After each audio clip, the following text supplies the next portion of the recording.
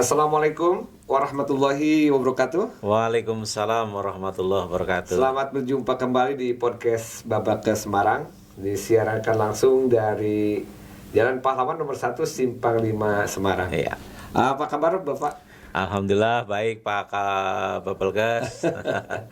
Alhamdulillah pemirsa sekalian, kita kedatangan tamu Bapak Kaswo. Beliau adalah Kepala Badiklat Kementerian Hukum dan HAM Jawa Tengah yang merupakan bagian 3 balai diklat yang ada di Kementerian Hukum dan HAM.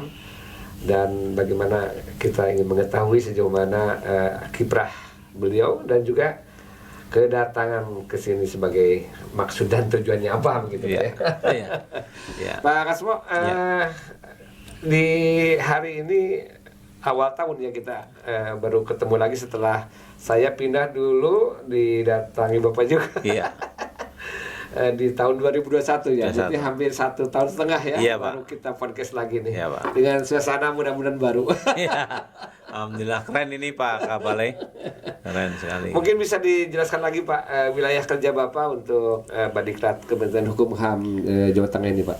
Baik, terima kasih Pak Kepala Babelkes, sahabat saya, guru saya. Dapat kami sampaikan bahwa Badiklat Hukum dan HAM Jawa Tengah ini ada wilayah kerja sekitar 10 provinsi, 10 provinsi ya, di wilayah tengah Pak. Ya. Baik. Kalau kami sendiri ada 7 sekarang Pak, 7 balai karena Mataram sudah kembali lagi ke Bapak Kemenkes. Ya. Jadi kalau kami adalah di bersama BPK Jakarta Pak. Ya. Kita menjadi pengampu ataupun wilayah kerjanya adalah bersama BPK Jakarta itu DKI, Jawa Tengah, DIY, Jawa Timur, seluruh Kalimantan. Nah, untuk NTB sendiri ada NTB, NTT dan Bali begitu Pak, begitu. Dan untuk pelatihan yang ada di Kementerian Hukum dan HAM sendiri untuk tahun 2022 apa saja Pak kira-kira? Di tahun 2022 ini alhamdulillah cukup banyak pelatihan fasilitatif dan teknis substantif yang memang ada di Kementerian Hukum. Salah satunya ini di bulan Januari ini sudah mulai ya? Kita akan mulai hari ini sudah berdatangan peserta nih di tanggal 17 ini dari 10 kantor wilayah, yaitu pelatihan protokoler Pak Kabale. Jadi untuk pelatihan protokoler dibagi berapa kelas, berapa satu gelombang Pak? Kebetulan tahun ini baru 1 angkatan Pak, 40 orang peserta dari 10 provinsi. 4 orang satu provinsi ya Pak ya. Yang di dalam protokoler ini yang dipelajari atau dilatihkan apa saja Pak kira-kira? Terkait dengan tentunya undang-undang protokolan, kemudian diimplementasikan ada tata tempat, tata pakaian, tata upacara baik resmi ya. Memang ini pakaiannya juga lain ya, banyak sekali. Kalau dicuci berapa lama cepet-cepetnya nih. Nah Pak, saya tertarik dengan Balai Badiklat Hukum dan HAM yang sudah WBK nasional Pak ya. Iya Pak. Nah ini untuk tahun 2023 rencananya dari WBK nasional apa Pak? Tahun 2023 ini kami melaju untuk WBBM Pak. WBBM. Ya. Betul. Hari ini 17 Januari kami dan jajaran telah melakukan pencanangan pembangunan zona integritas, dan itu merupakan tahapan awal dari pembangunan zona integritas yang kami lakukan Pak Kabelkes. Ya kami sendiri, kalau kami agak satu langkah di belakang Bapak Pak, kita akan WBK nasional begitu ya, kalau Bapak sudah mulai. Nah terkait dengan halnya mengenai WBK atau WBBM Pak ya. Iya. Kiat-kiat Bapak sendiri untuk ini karena kabarnya kan dengan sistem yang baru ya. Beberapa kementerian pun agak tertunda ya. Nah ini bagaimana nih kiat-kiatnya supaya 2023 tercapai Pak? Kami akan juga belajar dengan Bapak nih. Baik, sebenarnya tidak jauh berbeda dengan tahun-tahun yang lalu ya. Kemarin kami sudah juga berproses membangun zona integritas menuju WBBM Pak. Ya, betul. Ya, bahkan sudah sampai masuk top 25 di Kementerian Hukum dan HAM ya? Dan masuk di tim penilai nasional Pak ya. Tentu tahun 2023 ini ada hal-hal baru yang coba kami akan lakukan sebagai program kerja pembangunan zona integritas. Mungkin salah satunya yang saran dari tim TPN adalah pengelolaan alumni Pak. Pengelolaan alumni ya ini menjadi bagian yang penting juga. Betul. Mereka itu sebagai alumni pelatihan di Balai Diklat Hukum dan HAM Jawa Tengah. Ya betul. Iya Pak. Nah kami pun sama. Kita dituntut bagaimana men-tracing Pak. Ya.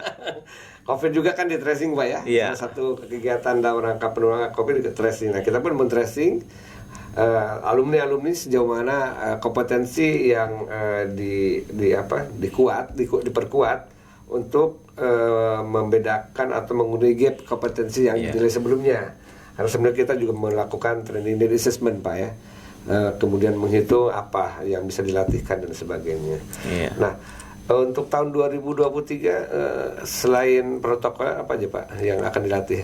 Dengar ada PKP ya Pak ya? Iya. PKP berapa angkatan? Dan mohon izin kami menjadi pilot project sebagai arahan sebagaimana arahan Pak Kepala BPSDM Hukum dan HAM, Bapak Dr. Asep Kurnia. Sama namanya. Iya, sama dengan nama Pak Kepala Bapelkes, Pak Asep juga. Kalau beliau ada Pak Asep Zainal Mustafa. Ya, menjadi pilot project kami ada 2 angkatan Pak, 2 angkatan di tahun 2023 ini, Insya Allah, dan tentu kami mohon dukungan Pak Asep mohon dukungan Pak Asep, Pak Kepala Bapelkes Semarang ya. Nah kebetulan kami juga sama akan mengadakan hanya kita satu angkatan sekitar 30 orang. Nah nanti mungkin bisa kolaborasi ya dalam pelaksanaannya Pak ya. Siap. Nah kebetulan hari ini Bapak datang ke sini bersama kami yang sebetulnya kami diundang ya Pak ya. Hanya kebetulan waktu nggak tepat. Jadi kira-kira kerjasama yang akan kita rajut apa saja Pak?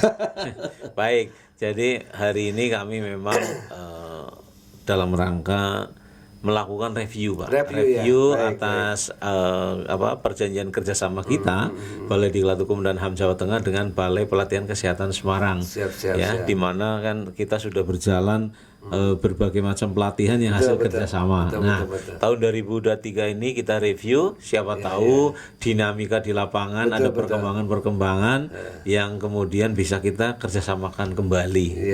Mengingat tentu keterbatasan kami dari sisi SDM dan lain-lain. Gitu Pak Bapelkes. Hasil review tadi gimana Pak kira-kira? Alhamdulillah ya, alhamdulillah, dan memang ada masukan-masukan bersama ya, baik buat Bapak buat kami juga betul. Dan itulah namanya kita kerjasama, namanya kolaborasi, saling sama-sama memang kita tusinya sama dalam rangka meningkatkan kompetensi ASN kan gitu ya Pak. Iya. Nah terkait dengan pelatihan lasar yang sudah dilaksanakan kemarin ya, dan tahun ini kita belum ada kabar ya. Ini ada juga Bu Anita di sini. Belum ada kabar ya Bu Anita ya terkait dengan lasar, tapi yang jelas adalah pendidikan P3K. Ya, nah memang informasi dari LAN juga untuk lasar sedang diperkuat sebetulnya. Dan mudah-mudahan nanti kalau P3K pun jadi kita kolaborasi juga Pak ya. Siap. Tentu Pak Bapelkes ya. Nah terakhir Pak, mungkin gimana kesan-kesan Bapak terkait dengan kerjasama kita Pak? Baik, yang pertama ingin kami sampaikan tentu apresiasi yang sebesar-besarnya kepada mitra kami, sahabat kami, Balai Pelatihan Kesehatan Semarang Kami merasa terbantu sekali selama kegiatan Latsar tahun lalu di mana kami harus mengampu 1.775 orang. Banyak sekali. Ada 46 angkatan tentu kami membutuhkan sekali dukungan, support dari mitra kami dalam hal ini Bapelkes Semarang Kesannya tentu sangat luar biasa luar biasa sekali Pak.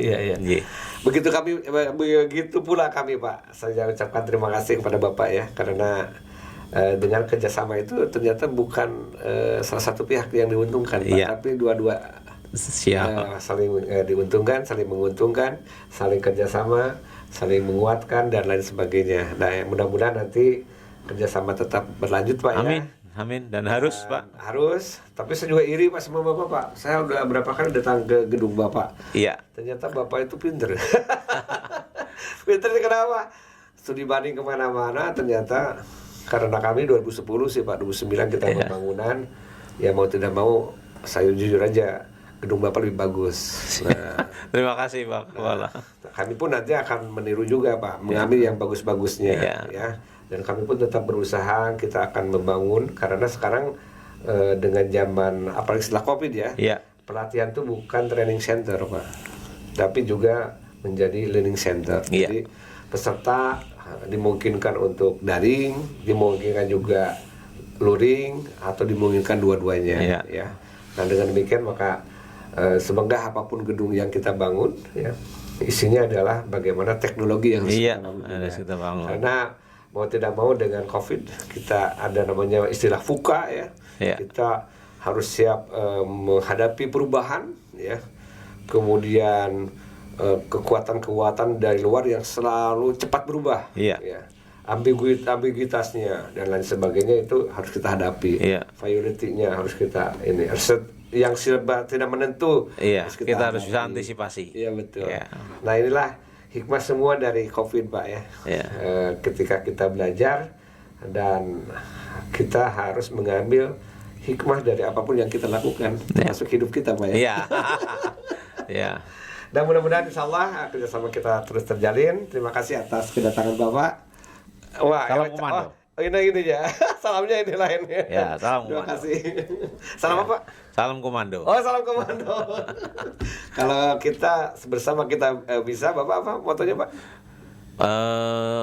Pasti. Pasti itu singkatan dari profesional, akuntabel, sinergi, transparan, ya, inovatif. Kita juga ini bagian dari ini adalah sinergi. Sinergi.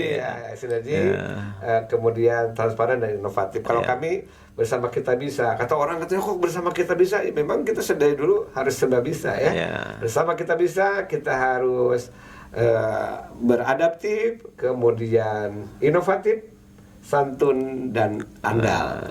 Terima kasih. Siap. Assalamualaikum warahmatullahi wabarakatuh. Selamat berjumpa kembali di podcast Bapak ke Semarang selanjutnya. Wassalamualaikum.